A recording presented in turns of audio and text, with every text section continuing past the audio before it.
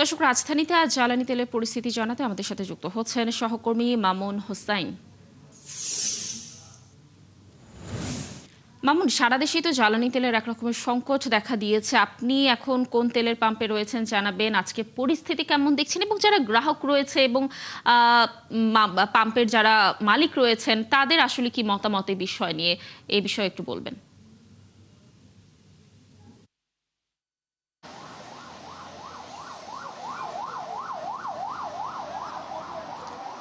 লাবণী, আমি কিন্তু সকাল থেকেই তেল পাম্পে রাজধানীর বিভিন্ন তেল পাম্প ঘুরে দেখেছি। তেলের যে সংকট সেটি কিন্তু এখন ভয়াবহ আকার ধারণ করেছে। দীর্ঘ 1.5 মাস হলো তেলের যে সংকট সেটি কিন্তু এখনও কাটেনি। আমি এখন আছি শাহবাগের হোটেল ইন্টারকন্টিনেন্টালের পাশে যে একটি মেঘনা ফিলিং স্টেশন রয়েছে সেখানে কিন্তু অবস্থান করছে। এখানে যারা গ্রাহকরা রয়েছে তাদের সাথে কথা বলেছি। তারা আমাদেরকে যেটি জানিয়েছেন যে অনেকেই রাত 2টা থেকে তেলের জন্য অপেক্ষা করছেন। রাত 2টা থেকে অপেক্ষা করার পর সকাল 10টা 11টা পর্যন্ত অপেক্ষা করে কিন্তু তারা 1000 টাকার তেল নিতে পারছেন। তারা আমাদেরকে আর একটা বিষয় যে বিষয়ে অভিযোগ করেছেন, তারা দীর্ঘক্ষণ লাইনে থাকার কারণে তারা কিন্তু তাদের যে কাজের যে সময়টা সেটা কিন্তু তারা সঠিকভাবে কাজ করতে পারছেন না। ফলে সঠিক যে উপার্জন না হওয়ার কারণে তাদের পরিবার চালাতে কিন্তু তাদের হিমশিম খেতে হচ্ছে।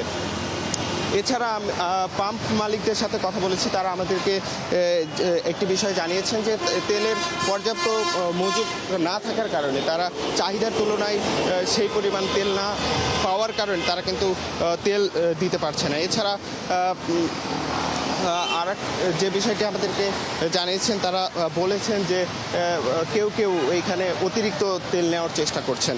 এছাড়া আমরা এখানে গ্রাহকদের সকাল থেকে আমরা এখানে কিছু অনাকাঙ্ক্ষিত ঘটনাও আমরা লক্ষ্য করেছি যে বিভিন্ন সরকারি অফিসের যে গাড়িগুলো সেগুলো কিন্তু লাইন ভঙ্গ করে কিন্তু তেল নেওয়ার কারণে কিন্তু সাধারণ যে গ্রাহকরা রয়েছে তাদের সাথে কিন্তু এখানে আমরা বিভিন্ন ধরনের কথা কাটাকাটি বা মারামারি পর্যায়ে কিন্তু আমরা কয়েকটি ঘটনা আমরা লক্ষ্য করেছি।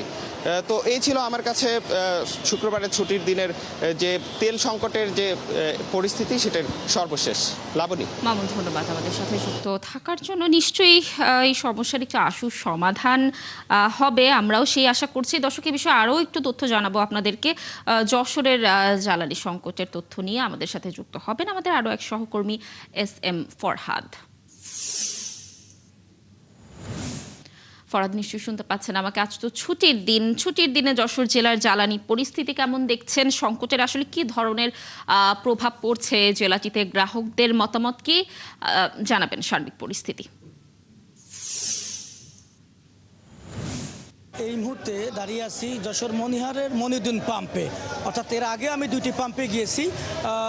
গাড়িখানা যে তেল পাম্পটি আছে এবং মনিহারে আরেকটি পাম্প আছে। এই 2 পাম্পে কিন্তু কোনো পাম্পেই ডিজেল, পেট্রোল এবং অকটেন নাই। অর্থাৎ আজকে শুক্রবার দিন হয়, সাধারণ মানুষের ছুটি, এই কারণে প্রচুর পরিমাণে ভিড় করছেন পাম্পগুলোতে। অর্থাৎ আমরা দেখেছি যে প্রায় 3 কিলোমিটার দীর্ঘ লাইন রয়েছে পাম্পগুলোতে এবং এই তেল বিতরণের ক্ষেত্রে কিন্তু প্রায় দেখছি যে বাক বিতরণ চলছে, কে আগে নেবে কে পরে নেবে এবং বিশৃঙ্খলা তৈরি হচ্ছে।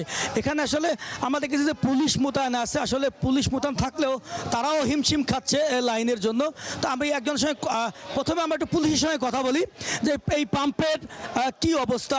আপনারা এই দেখলাম যে বেশ বাক বিতরণ হচ্ছে।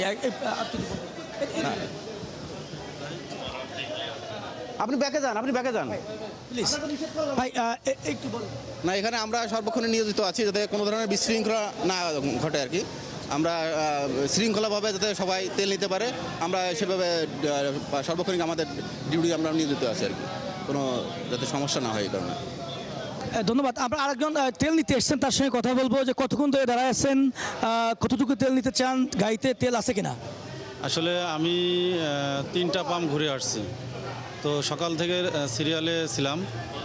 কয়েকটা পাম্পে আমি অনেকক্ষণ দাঁড়ায়, প্রায় 2 ঘন্টা, একটা পাম্পে 2 ঘন্টা দাঁড়াইছিলাম। তো সেখানে আমি তেল পাইনি। আমি এরপরে রজনীগঞ্জে তেল পাম্পে গেছিলাম, সেখানেও তেল পাইনি। তো তারপরে শুনছি নাকি এই মনিরুদ্দিনে দিচ্ছে, তো সেই ক্ষেত্রে আমি এখানে আসছি। তো আসলে আদৌ এখনও পাবো কি না উপর আল্লাহ জানে। ধন্যবাদ। লাবণী, আপনি শুনছিলেন যে আসলে দিন যতই যাচ্ছে প্রতিদিনই কিন্তু এই যে তেলের যে সংকট, বিশেষ করে পেট্রোল এবং অকটেন, এই দুটো সংকট বেশি দেখা দিচ্ছে। এবং এই দুটো সংকটের কারণে শুধু যে গাড়ি চালক তাই না, যারা যশোরে যে বেসরকারি যে প্রতিষ্ঠানগুলো আছে, বিশেষ করে আপনি জানেন যে প্রায় বিদ্যুৎ চলে যাচ্ছে, এই কারণে তাদের জেনারেটর চালাতে হয়। এবং বেসরকারি যে হসপিটাল এবং ক্লিনিকগুলো আছে তাদেরও কিন্তু প্রচুর পরিমাণে জ্বালানি তেল দরকার হয়, তারাও কিন্তু সঠিক মতো জ্বালানি তেল পাচ্ছেন না এবং নানা ধরনের ভোগান্তির শিকার হচ্ছে। তো পাম্প কর্তৃপক্ষ যেটা বলছেন যে তাদের যে চাহিদা আছেন চাহিদার অর্থাৎ 10,000 লিটার চাহিদা প্রতিদিন, কিন্তু তারা খুলনা যে ডিপো, সেই ডিপো থেকে কিন্তু তারা তেল পাচ্ছে 2 থেকে 2,500 লিটার। অর্থাৎ এই যে বাকি যে 8,000 লিটারের তেলের যে ঘাঁটি থেকে যাচ্ছে, এটার কারণে কিন্তু তীব্র সংকট তৈরি হচ্ছে প্রতিদিনই। লাবণী। ফরহাদ, ধন্যবাদ আমাদের সাথে যুক্ত থাকার জন্য। দর্শক, সারা দেশেই এক ধরনের জ্বালানি সংকট আসলে দেখা দিয়েছে। ছুটির দিনে আসলে ঢাকা সহ ঢাকার বাইরের জেলাগুলোতে কী ধরনের পরিস্থিতি, এই জ্বালানি সংকটের সর্বশেষ তথ্য আপনাদেরকে জানানোর চেষ্টা করছিলাম।